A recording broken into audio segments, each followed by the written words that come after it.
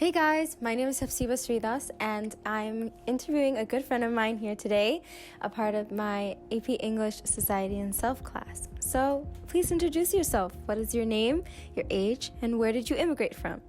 My name is Timothy Russell.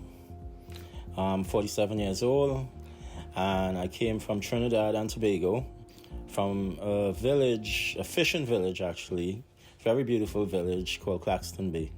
Wow, perfect. So what is your story, Tim? What were your dreams and sacrifices you made to come to America?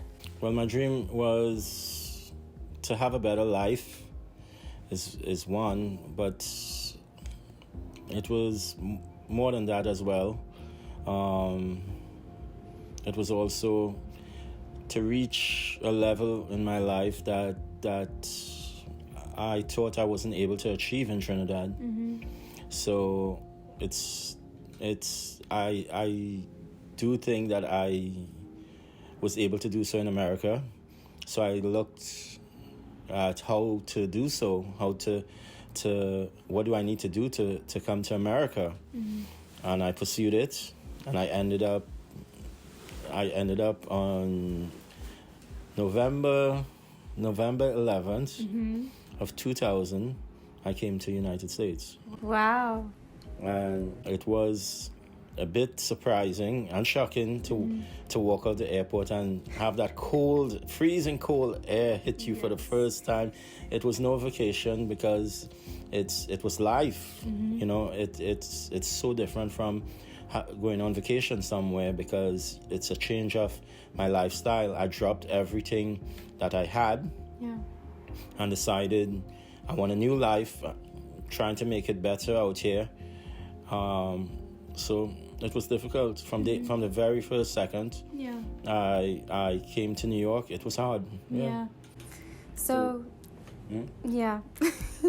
So, do you feel that being an immigrant changes the way you see the world, and what's your impact on it?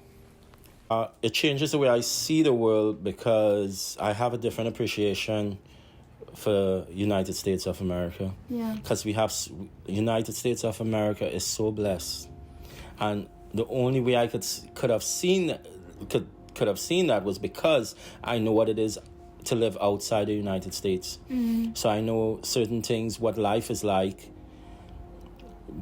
in living in a third world country. Yes. So now I could appreciate things, and I'm blessed to call the United States my home. Mm-hmm. So, and to have a job and home and have so much more to look forward to. Yeah. And sorry, what's the second part of the question? So basically, what is your impact on it, being an immigrant? What do you think? What's my impact on the world? On the world? Mm-hmm. Well, my impact on the world is, are you asking me like how does the world benefit from me being here? Yeah.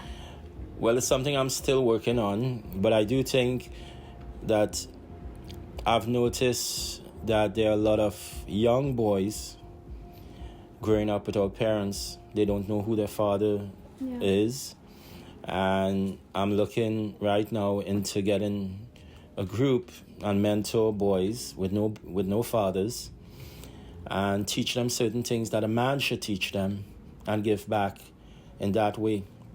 Teach them how to dress properly. Mm-hmm. Teach them how to treat a young lady. Teach them how to conduct themselves in public, and teach them the value of an education. Yeah. And to have confidence in themselves, to love themselves, and they need someone to teach them these things. So right now, I'm pursuing that to have a group of boys and mentor them. Perfect. That's amazing, Tim. Thank you. And something I would like to ask, what is the biggest challenge you faced coming here? The biggest challenge I face? The biggest challenge I face was making America my home. It's so different. And it was really standing on my own 2 feet. Because at home, I had so much family I could depend on. Coming to America, I had to stand on my own 2 feet. I had to get out there, work, rain, snow. I had to go out there and do what I had to do. Yeah. So that was the biggest challenge for me, I think, yeah. All right, last question. What is one thing you'd like to tell your child? Exactly what I just said. Don't give up. Yeah. Don't give up. Fight for what you want. Run the good race. Fight the honest fight. Yeah. And you'll succeed in life by being honest and by never giving up. Yeah. All right, thank you, Tim. You're very welcome. Bye, guys. Hey, guys. So I'm here with another good friend of mine for the second part of this interview. So please introduce yourself. What is your name, your age, and where are you from? My name's Jordan Mohammed. I'm 21 years old, and I'm from New York, Washington. Perfect. So, if you know, what is your dad's immigrant story? I know my dad came from Claxon Bay, like the fishing town, which he's still very much a fisherman. Yes, he is. And I know he came in 2000. That's all I really know, for the most part. Yeah.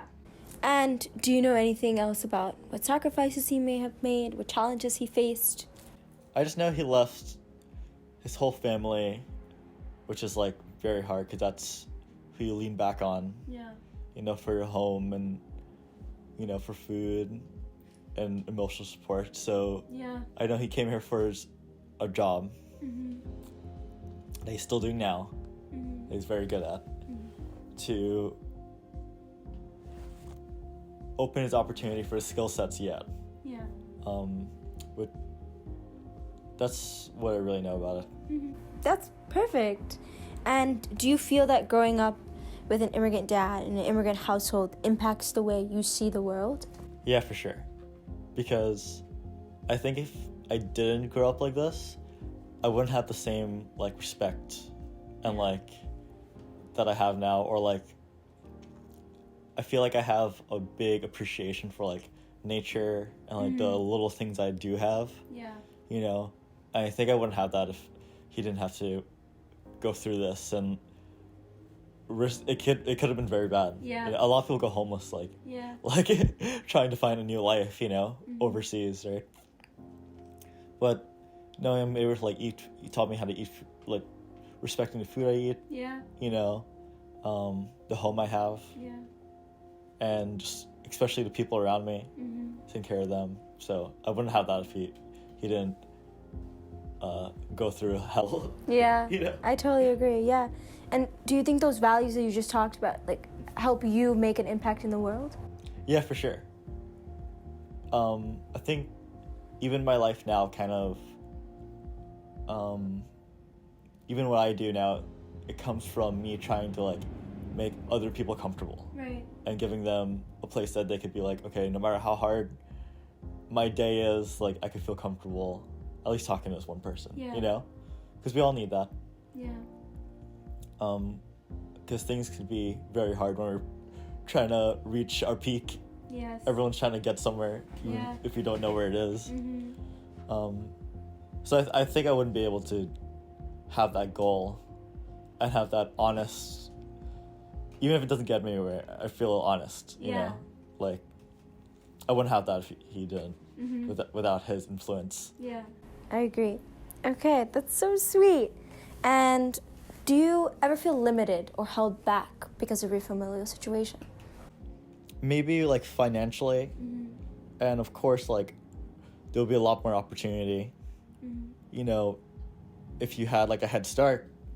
But I can't, like, that's not how it went, though. I wouldn't complain. Yeah. Because it's already, like, it already happened. I can't change the past or anything, you know? True. So, I don't think about that too much. But, of course, if I grew up with a little more money, or if I had more family than I do here, Right.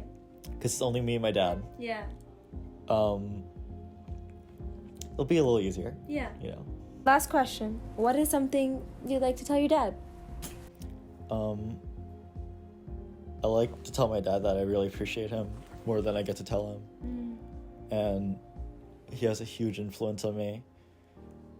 And especially with my work ethic and just how much I try to push myself, you know, especially with like honesty and making sure that I could be honest to myself. Yeah. Because that's all that really matters. That's the only way you'll get anywhere. Yeah. All right. Thank you, Jordan. Thank you.